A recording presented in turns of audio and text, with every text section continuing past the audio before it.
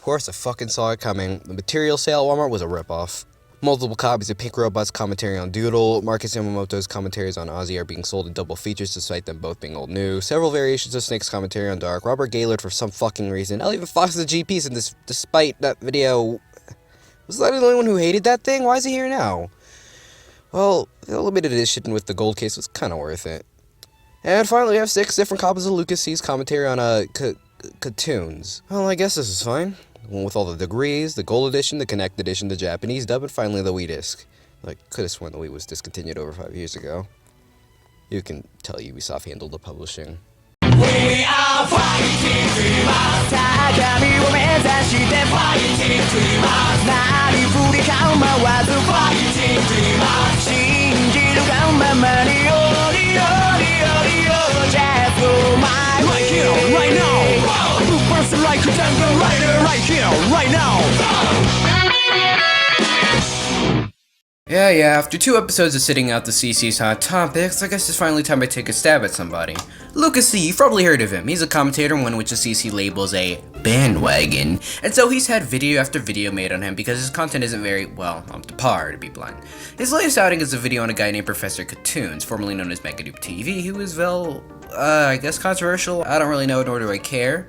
Well, Luke C made a video on Professor Cartoons, who made a commentary on a guy named Cosmodor who did a rant on a SpongeBob episode named Ink Lemonade. Well, let's go ahead and I'll show you what's wrong. You know, I didn't think this was possible. I didn't hope this was possible. And they almost had me convinced we were over this phase by now, of people saying, oh, this is the worst episode. This is such an animated atrocity trademark. And I didn't think I'd make a video like this someday, but here we are. It hurts me to say this, but there's a new worst SpongeBob episode. I mean, is it really surprising considering the show is literally 19 years old at this point? Even if the show is getting better, you can't just expect there to not be a shit episode every once in a while. Second of all, SpongeBob is practically going through a renaissance. Seeing a bad episode from this era is more jarring than seeing one from season 6 or 7. Okay, so you're implying that because the episode is bad and falls in between a season filled with many good episodes, it's bad enough to be in the top worst list? Yeah, sure, I guess if it does clash with its fellow episodes, you may see it in a darker light in comparison, but still, I wouldn't say that it gives anyone free leeway to throw it down as the worst because only from one angle is it the worst. Otherwise, you really don't disprove Katoots, who is arguing how Cosmodor is annoyed and baffled that there's another bad SpongeBob episode, no less when that is able to be considered the worst. Sure, SpongeBob might be going through a renaissance as of late. Cosmodor is implying that he expected there to be no more awful episodes once this renaissance started up. There's roadblock to porn! However, after the title card, we are instantly greeted with annoying Patrick screeching, hooray! I guess we can scratch off speech impediment on a Patrick stupidity level bingo card. And I swear to God, they have dumped him down endlessly in this episode. Even in other ones of the same season where they went the route of overemphasizing his stupidity levels, he didn't look like a big pink monkey man as he does here. I thought that's what his sister is for anyway. Oh yes, because how dare they have character designs that display his stupidity. Seriously, that's your complaint? That he looks like a big monkey man even though he is a stupid character? Fucking hell, man. His main point was that Patrick was annoying. Not that he was a stupid monkey. He just took one part of his argument and pretending that that was his main complaint. Problem is, Cocoons over here is complaining about specifically this part and that part alone. Apparently, if you want to cover a complaint, you have to cover the whole thing now. And hey, I get where you're trying to come from. You're treating as if Katoots is treating his whole argument as this one section. However, he really isn't, you know. While Cosmodor's full argument is that Patrick is being dumbed down, Cahooters is highlighting how one of his complaints is that the animators even highlighted his dumbness by making him look like a monkey. Basically, he's only tackling a part of the argument, not treating it like the full thing. Squidward goes on to rant on about his stupidity because he's the big meanie man that doesn't let Patrick have his fun, but does end up giving him an old trash lemon. What? Did they dumb every character in this episode down? Okay. Did you even watch the same episode that I did, or are you this degenerate? Happy holidays, you degenerate motherfuckers.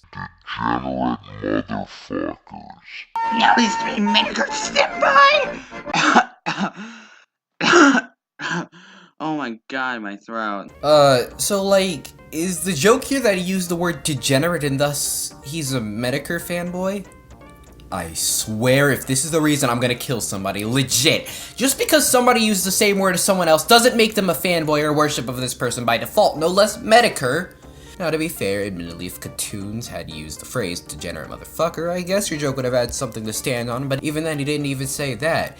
He just said degenerate, which is a common word used to describe somebody lacking. So Dwebly eventually explained to me that Katoons has been criticized for being a Medicare wannabe in the past, and that's why he made the joke. Now, first off, the obvious issue is that without context or knowledge of Katoons, I'm going to miss that one, so it comes off as more of a Medicare potshot just for the sake of it. Either way, the joke doesn't even really work because, like I said, degenerate isn't exactly something rare to hear, so it comes off as forcing the joke. Hell, I don't even know if degenerate motherfucker is some sort of Medicare catchphrase or something, or just something he used in that video, because either way, I'm calling the police. SpongeBob, who is suddenly just kinda there, scares Squidward with a megaphone. A gag they have already used 3 times now, I should add, making Squidward pour ink into Patrick's lemonade. Yes, this is gross, especially considering it's coming out of Squidward's nose, but don't worry! It gets worse, because SpongeBob and Patrick's second customer then drinks Squidward's snot water, instantly getting addicted to it. Seriously? Is this what cartoon reviewers are bitching about now? Ink that doesn't even look that disgusting? Granted, it came out of Squidward's nose, but at the end of the day, it's just fucking ink. Is that really that disgusting now? Okay, it may look disgusting to you, but others may find it gross. Your subjectivity does not counter Coswell or really anyone else's subjectivity. I know you have an ego, but Jesus Christ, treating opinions like facts is a whole other level of pretentious. Kaboom's issue is that they're complaining about something really minimal. In this case, something that really isn't disgusting at all. Now, you may be looking at me like, Lunatic, are you a fucking moron? Dweebus just explained what was wrong with saying that, and yeah, your argument may have feet to stand on, but in comparison, Kazoo is standing on a fucking skyscraper. Why do I say this? Reminder, this is squid ink. We eat squid ink! Now, granted, I don't know if it tastes any good, but from what I've heard, it's not bad. So, what are people losing their heads over exactly? A lot of people thought it was pen ink, but in actuality, it was just squid ink, which is actually a different kind of ink. I don't even know if you can write with it. Patrick's suddenly actually interested in improving his business. Great character consistency here. Scare Squidward into making more ink with him ripping off his whole skin in front. Feels just like old season 6 times, doesn't it? I never understood why these cartoon reviewing retards constantly spurg out over gross out in a cartoon. And this is the definition of a non-interjection. All this is just saying, my opinion is always fact, and just cutting back to the original video. You could have cut this from the original video, and nothing of substance would have been lost. Sure, Katoots could have gotten into more detailed with this, but otherwise he's complaining about how many reviewers can't even stand gross-out humor. You know what this is implying? This is implying that cartoon reviewers need to grow thicker skin and stop spurging out towards gross-out humor. Whatever, guess I gotta do it for you. Hey Katoons, you wanna know something interesting? I mean, yeah, it sounds like a suggestion, but still, gross-out humor is a pretty off thing for many people. Especially considering SpongeBob before Season 6 didn't really rely on gross-out humor at all, or at least very often.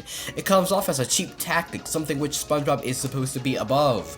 After all, if it managed to live without it back then, why should it live with it now? And so he gets a gigantic spider, which again is just kind of there. Yeah, because nitpicking the episode on how illogical it is, even though it's fucking SpongeBob, is definitely the way to go. It's forced into the episode. If you don't understand why this is an issue, then you can go grow a brain cell.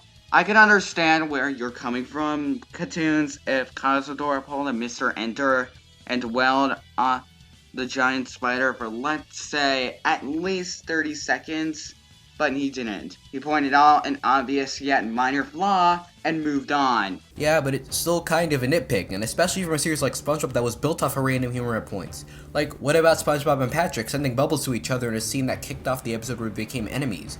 Couldn't those have just been there since they were only there for a moment? The twist at the end of the episode where Mrs. Puff got arrested and she's shown to have been in multiple dream sequences, is that just there because it's really just there to be at the end of the episode? Not to mention, between you two boobs, am I the only one who figured out he wasn't talking about it being illogical, more of it just being there for some reason and disappearing, hence what he means by it just being there? And to be honest, it's a one-off joke, of course it's gonna be there, Baka.